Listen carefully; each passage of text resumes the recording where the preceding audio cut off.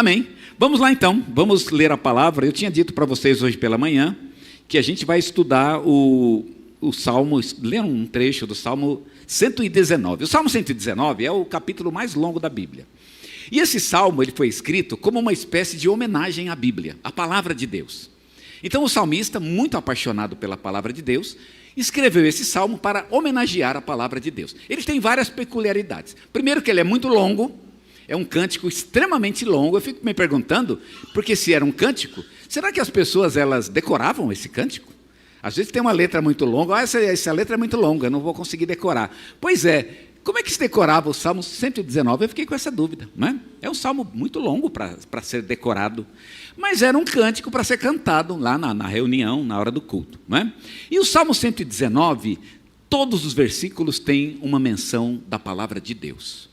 Eu não diria todos, né? Eu li o Salmo muitas vezes, estudei ele bem recentemente, já preguei várias vezes sobre esse Salmo, e alguns versículos de fato não mencionam a palavra de Deus. Mas ele é um Salmo composto eu esqueci aqui o número de versos, né? Depois vocês vejam lá na Bíblia. Eu podia olhar a minha aqui, mas não vou olhar agora não. Ele tem lá os seus, acho que 170 e poucos versos, e todos os versos mencionam a palavra de Deus, todos. Você pode ler qualquer um, vai aparecer lá algum tipo de palavra que descreve a Bíblia, algum. E o que é mais interessante, a regra não é infalível, eu acredito que deva ter uns 3 ou 4 que não mencionem, mas de modo geral, 3 ou 4 é muito pequeno em tantos salmos assim, né? Em tantos versículos. E é realmente um texto que homenageia a Bíblia. A pessoa que escreveu, ele era muito apaixonado pela Bíblia, e ele escreveu essa homenagem incrível sobre a Bíblia. E ele dividiu esse salmo em seções. Então nós temos aí mais de 20 seções, e cada seção tem a letra tem um nome de uma letra do alfabeto hebraico, que é a letra que começa a seção. Eles faziam isso para poder lembrar, né? Quando eu queria lembrar de uma seção, eu lembrava de uma letra, e a letra que começa é aquela, então para a memória era melhor lembrar o que dizia aquela seção. É um salmo muito difícil de fazer a estrutura dele.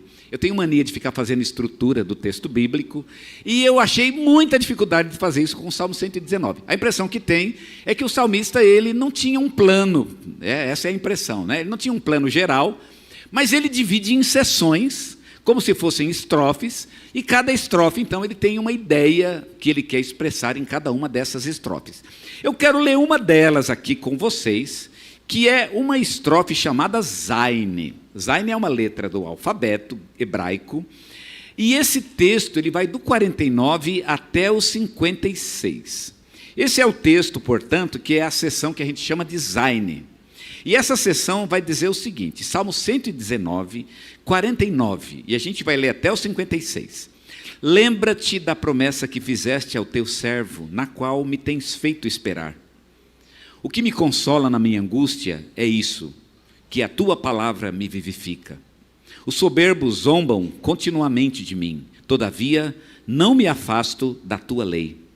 Lembro-me dos teus juízos de outrora e me conforto, ó Senhor. De mim se apoderou a indignação por causa dos pecadores que abandonaram a tua lei.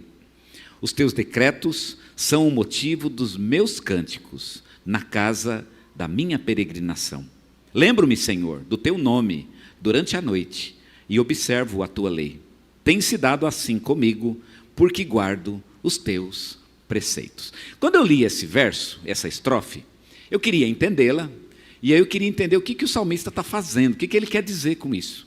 Qual é o caminho da argumentação dele, qual é a mensagem que ele quer passar com isso. E essa estrofe, não é uma regra no Salmo 119, mas essa estrofe foi razoavelmente fácil. Porque ele deu uma dica para mim do que ele está tentando dizer. E qual é a dica que o salmista deu? A dica que ele deu é a dica que está aqui no versículo 56. Tem-se dado assim comigo, porque guardo os teus mandamentos. Então a minha pergunta para esse estrofe ficou mais fácil.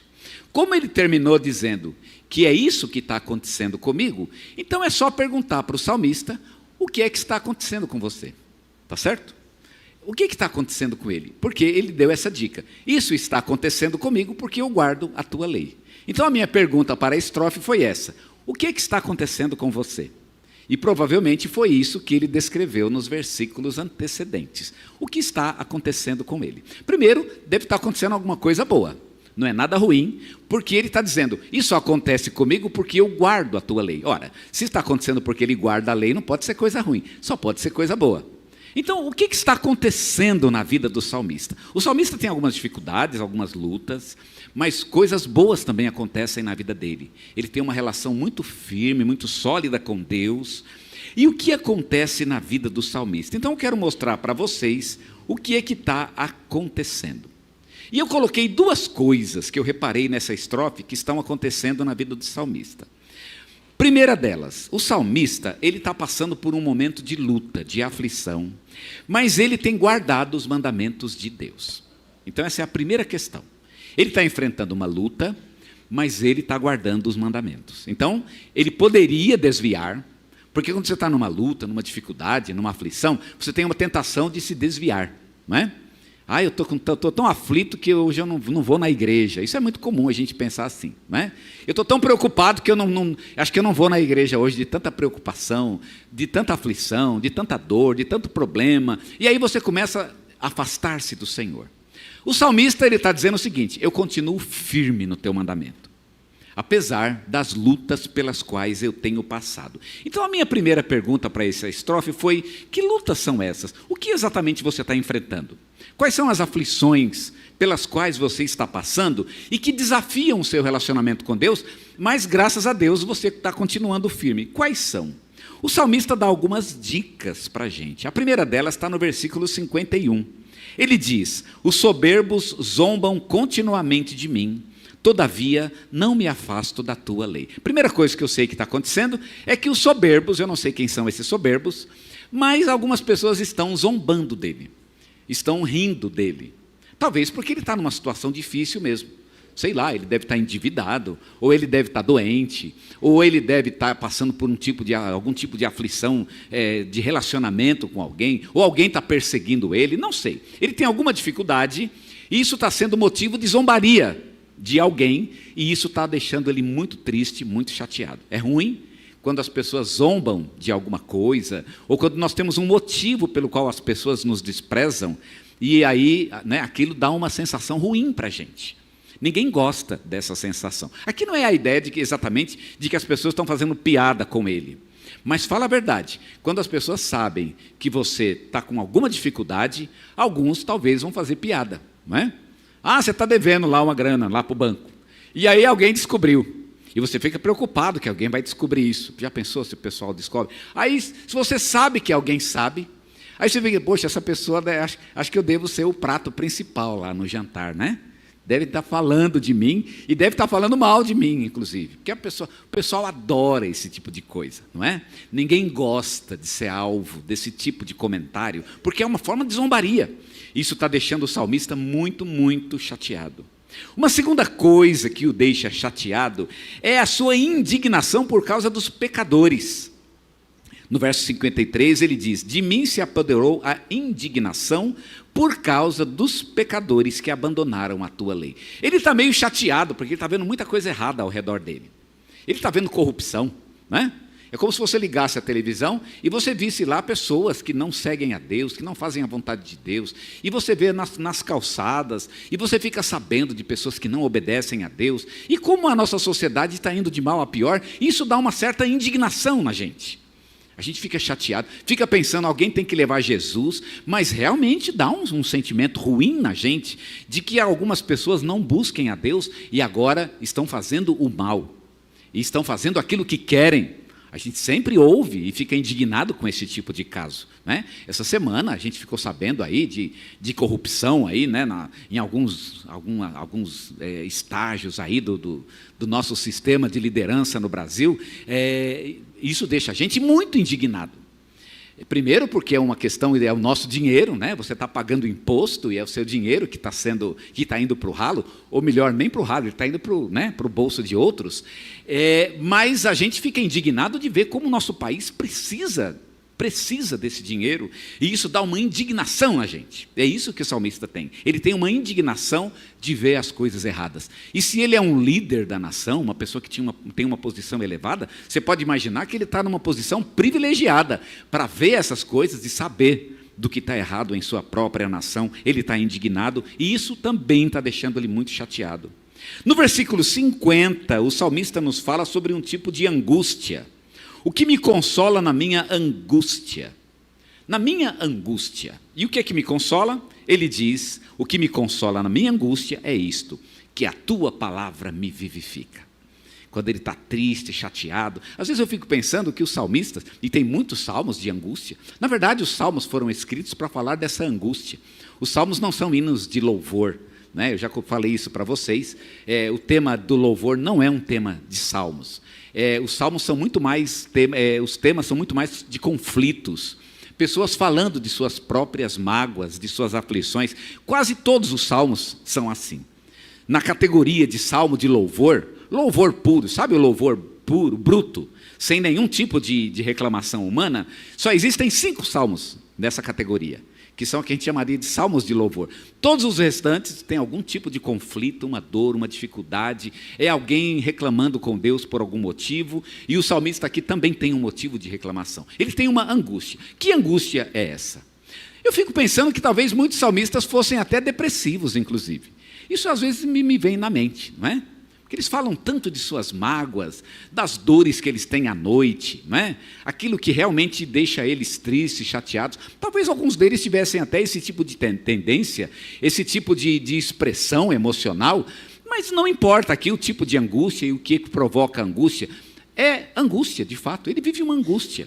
E no momento da angústia, qualquer que seja ela, ele busca o Senhor e ele encontra consolo em Deus. Quando estou angustiado, sabe o que é que me conforta? O que me conforta é saber que a tua palavra me vivifica. Vivifica significa ela me devolve vida. A vida que a angústia está roubando de mim. A gente não sabe por que essa angústia, mas no verso 50, ele passa por um tipo de angústia. Uma outra luta pela qual ele passa é uma luta contra o desapontamento por promessas de Deus que não foram cumpridas na sua vida. Deus prometeu e não cumpriu. E aí o salmista ficou meio chateado. Ah, Deus, o Senhor falou que eu ia receber a promessa, e cadê a promessa? Está demorando. Bom, Deus não cumpriu ainda, né? Vai cumprir, eu acho que ele tem essa esperança. Mas ele acha que Deus está demorando um pouco, e ele está firme, esperando. No versículo 49, lembro-me da promessa que fizeste ao teu servo, na qual me tens feito esperar. Olha que coisa interessante. Eu estou esperando. Chegou? Não. Porque se tivesse chegado eu saberia, estava até contente. Mas não estou contente ainda, porque a promessa não chegou ainda. O Senhor está me fazendo. E é interessante essa sinceridade que ele tem com Deus, né? A maneira como ele coloca é muito tocante, ele dizer, o Senhor está me fazendo esperar. Ninguém gosta muito de esperar. A gente fica meio chateado. Tem uma coisa que as mães odeiam ouvir os filhos falar, é espera. Não é? Quer deixar tua mãe... Minha mãe odiava quando eu falava isso. Espera, vem aqui. Espera aí. Não é? As mães, ninguém gosta de esperar, na verdade. A gente quer as coisas e quer as coisas agora. E o salmista está meio chateado porque ele está esperando uma promessa que Deus teria feito a ele, e Deus ainda não cumpriu essa promessa, e ele agora coloca isso diante de Deus. O Senhor está me fazendo esperar, e isso está me deixando chateado, e por isso também eu passo por um momento de aflição. Então a gente tem aqui vários motivos, e ele coloca aqui nesse trecho, nessa estrofe, esses vários motivos de aflição. Mas como eu disse para vocês, essas aflições não o impedem de ter um relacionamento com Deus. Apesar da luta, da dor, da dificuldade, ele continua firme. Eu vou me manter firme. E ele busca a palavra de Deus, ele lê a palavra, e ele ora, e ele está com o povo de Deus. Dá vontade de não ir, mas ele vai. Dá vontade de não ler, mas ele lê. Ele está persistindo. Por quanto tempo será que ele vai persistir? Ontem nós falávamos aqui para os jovens a respeito disso, né? Eu tive um bate-papo com eles bem gostoso aqui, e a gente estava falando sobre essa questão de persistir na escolha que eles fizeram. Querem seguir Jesus? Então persistam nessa escolha. Porque o que define o caráter de uma pessoa é aquilo no que ela persiste. Não é naquilo que você fica trocando. Eu até recomendei, se o namorado não está bom, troca. Né? O emprego não está bom, troca. Mas tem coisa que você não pode trocar. Algumas coisas você vai ter que manter firme a tua palavra, porque a tua dignidade pessoal, o teu caráter tem a ver com aquilo que você mantém firme. Isso não, isso eu não mudo. Até o fim vai ser assim. O que é? O que merece isso? O que será que merece? A dica que eu dou é, tenham poucas causas desse tipo. Né? Se você tem muita, vai ser muito difícil. Você vai acabar se enrolando numa vida muito difícil, muito complicada e sem liberdade. Não é? Cristo nos chamou para a liberdade, mas não a liberdade para abandoná-lo. Ele merece que fiquemos com ele até o fim. O salmista está firme, ele persiste, está aguentando. Até quando será que ele vai aguentar? Não sei, mas ele está aguentando. E ele descreve o salmo para dizer que ele está indo firme. Estou aguentando, Senhor. Né? Que o Senhor venha no meu socorro, porque até agora eu ainda estou aguentando e espero conseguir aguentar. Então, o que eu quero mostrar para vocês agora, nessa segunda parte da minha palavra, é essa busca, essa tentativa do salmista de não desistir e de continuar firme na palavra de Deus. O que ele está fazendo? Então, ele está mantendo aqui o seu relacionamento com Deus. E eu quero começar com o verso 49, que diz exatamente o que está acontecendo com ele neste momento. E ele diz assim, aqui no versículo 49, não, desculpa, né? Aqui no versículo 56, aonde ele diz assim: tem-se dado assim comigo, porque guardo os teus preceitos.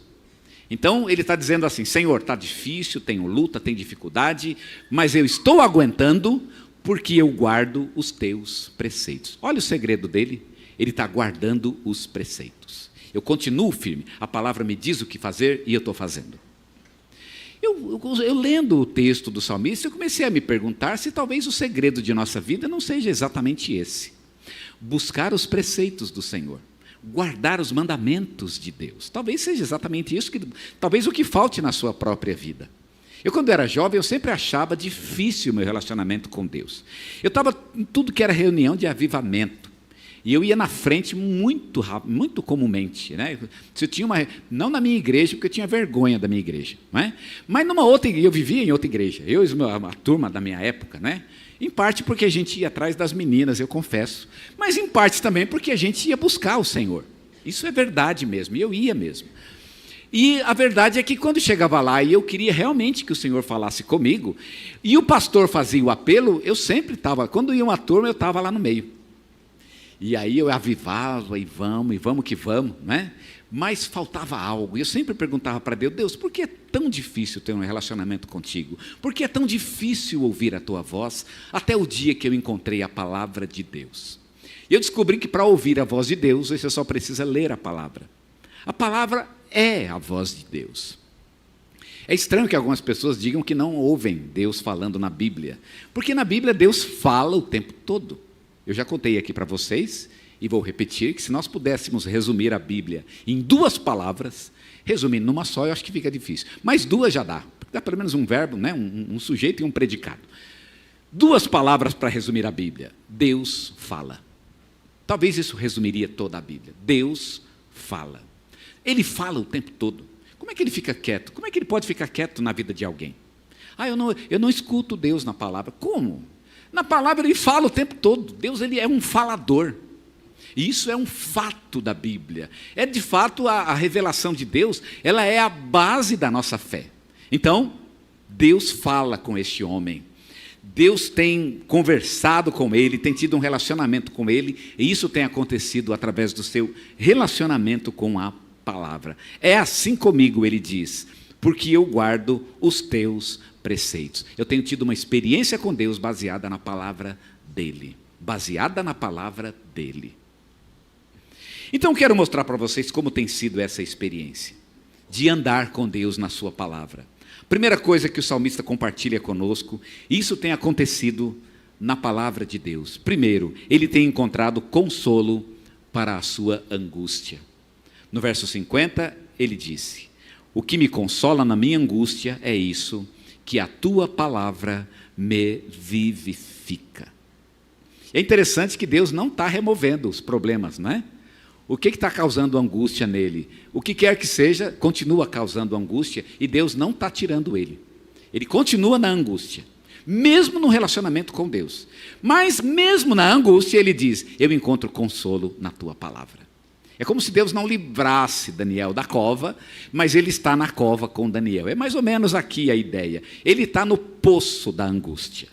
Mas no poço da angústia, Deus está com ele. Deus estava lá com ele.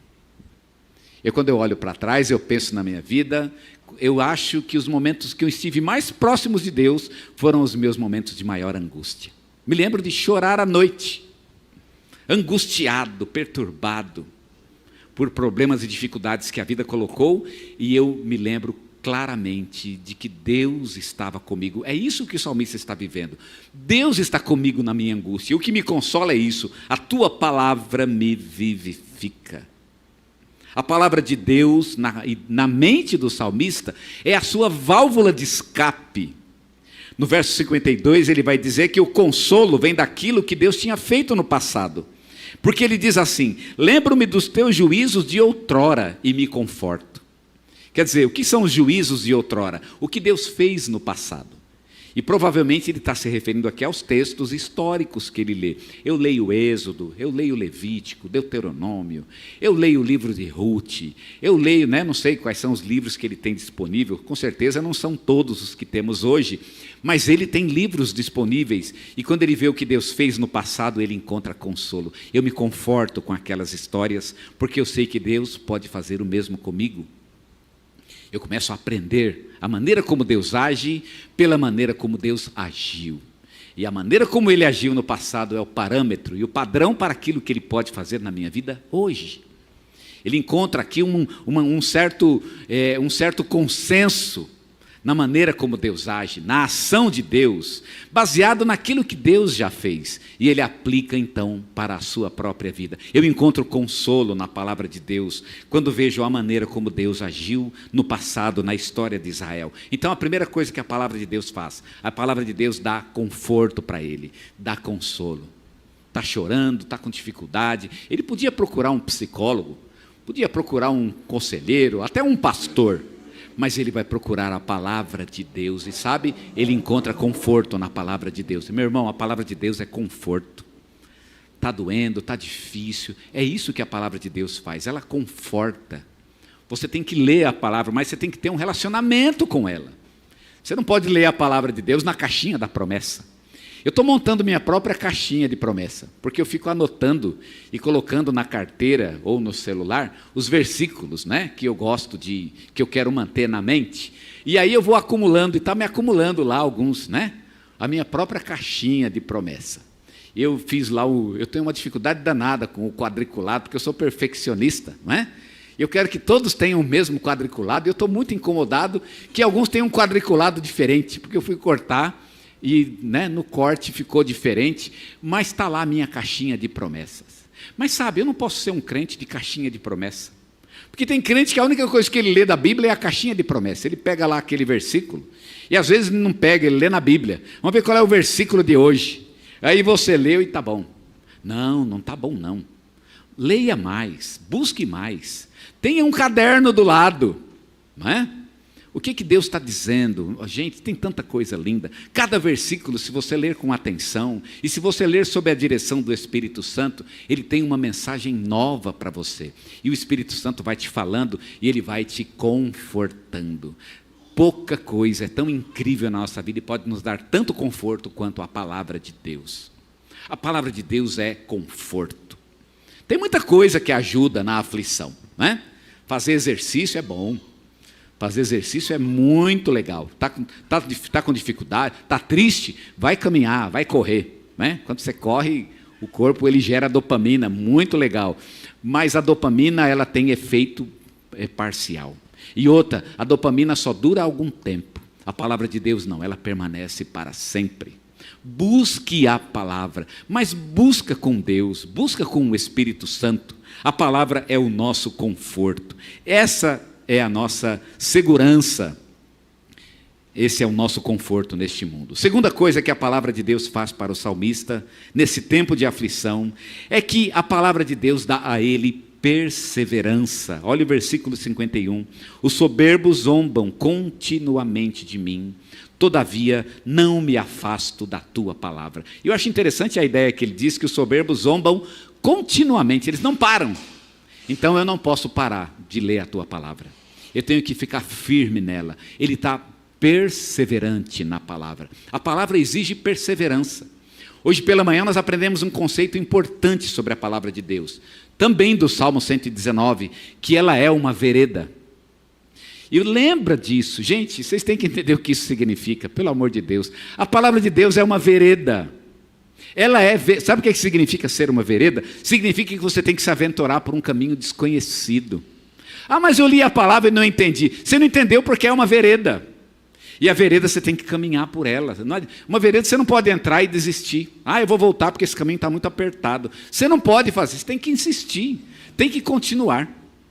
A palavra de Deus, ela é como buscar um tesouro escondido. Ela é como buscar o ouro, né, na beira do rio.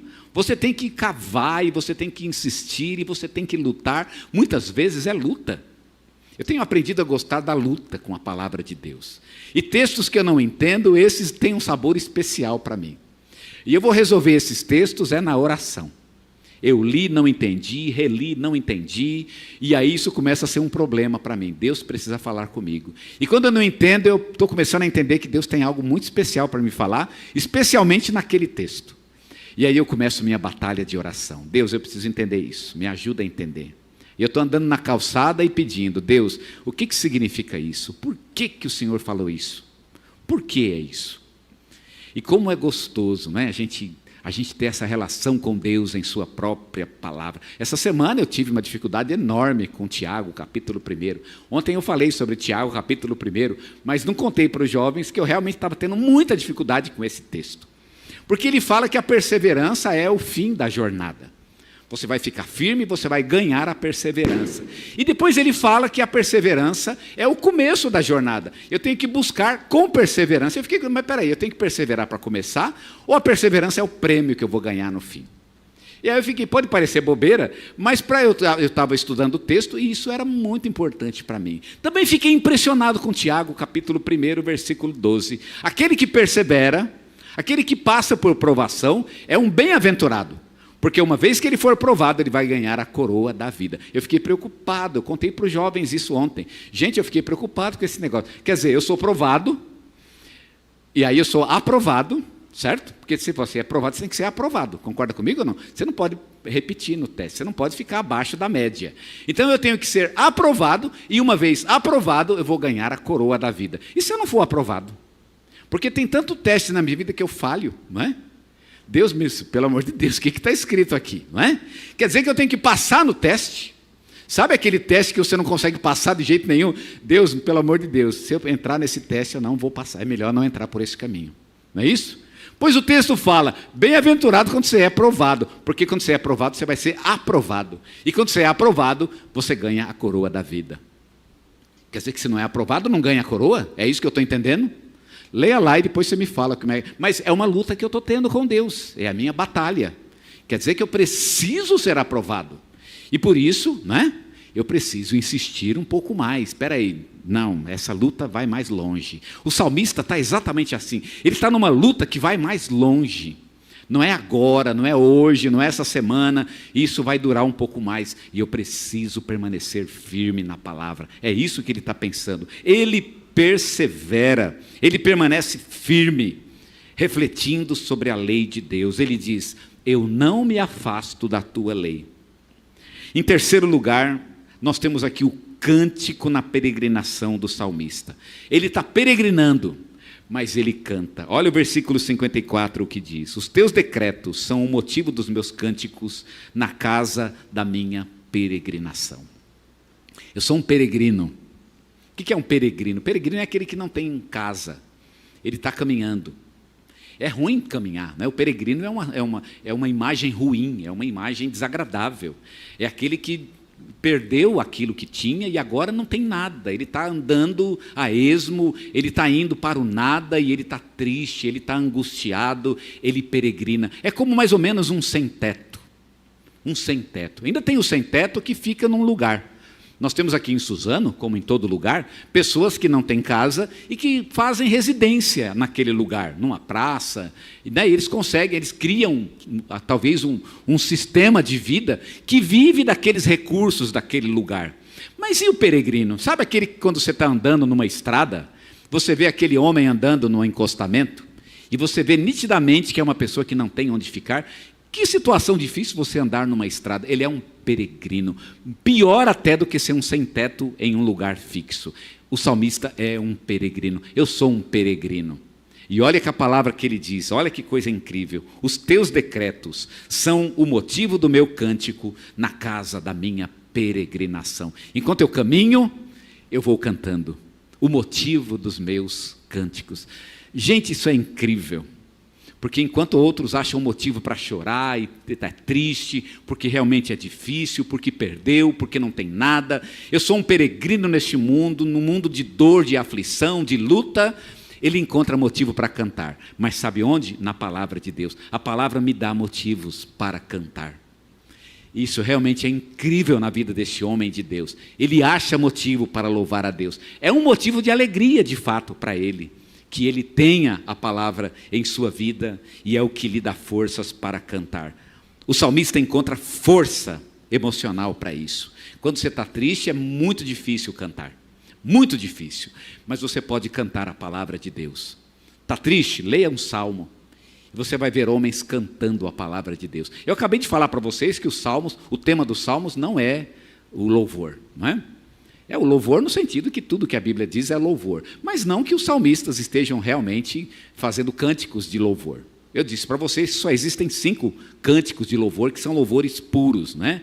Louvores que não têm nenhum tipo de conflito humano. O restante, o tema é o conflito humano. O primeiro salmo, que é o salmo do conflito, né?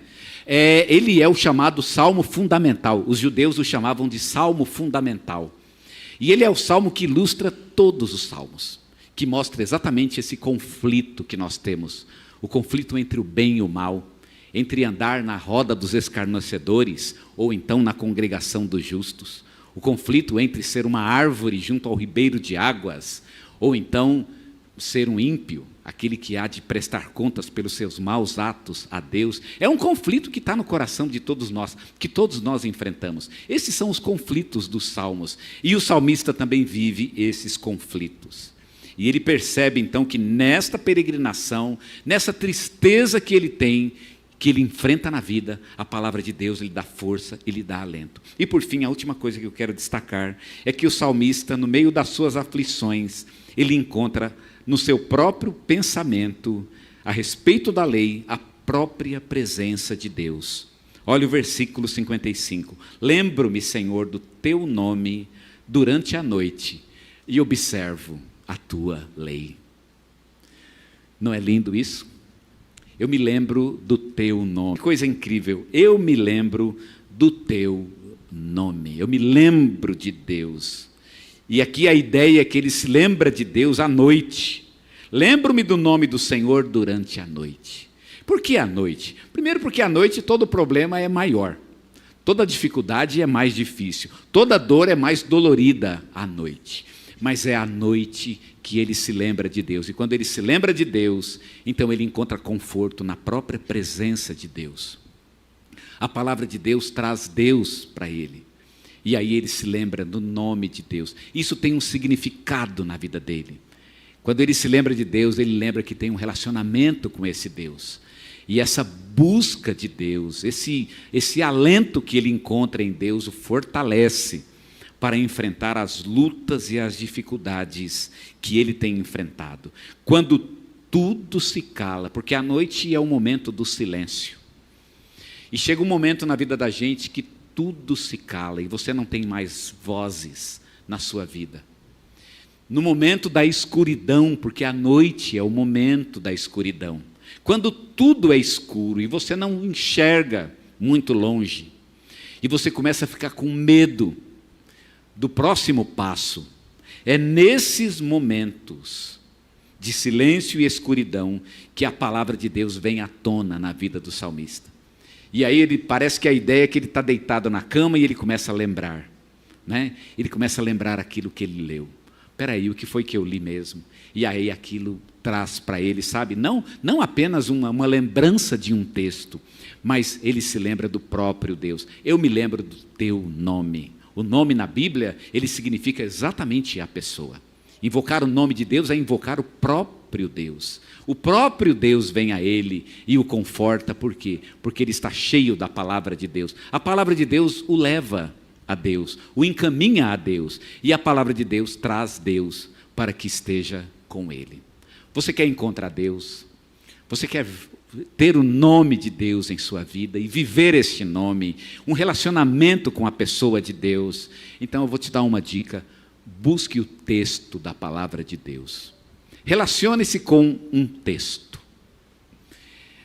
Eu aprendi uma lição muito importante na minha vida, a não querer uma relação com Deus além do texto.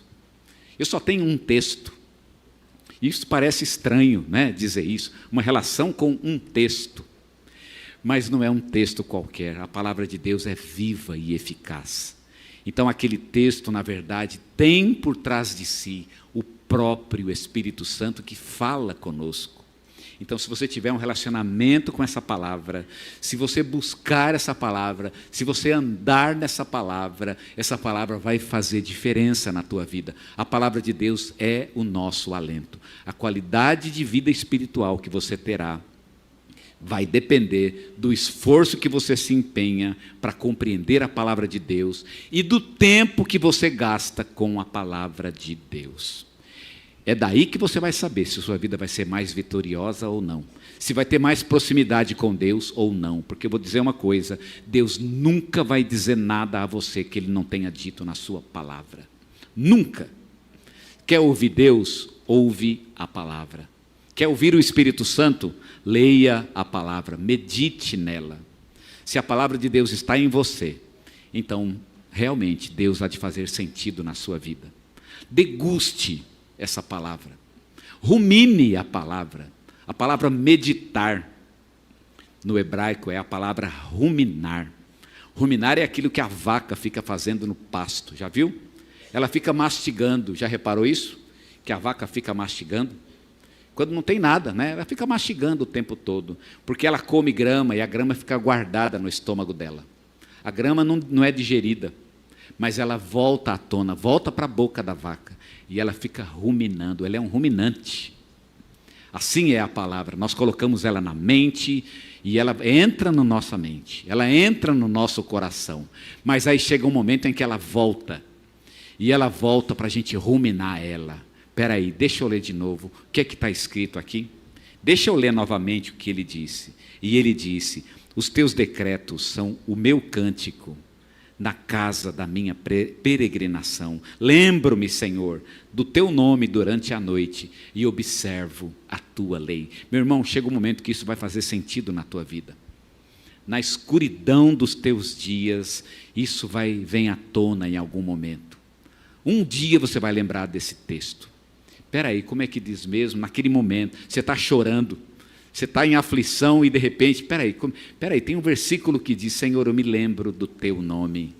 E aquilo que talvez nunca tenha feito sentido, vai fazer sentido para você. Senhor, eu me lembro do teu nome. Uma frase simples, mas que naquele momento é a tua vida. E aí você chega a Deus, e Deus chega a você, e você tem uma relação límpida, verdadeira com Ele, clara, imediata, com o Deus da tua vida. É isso que a palavra de Deus pode fazer por você.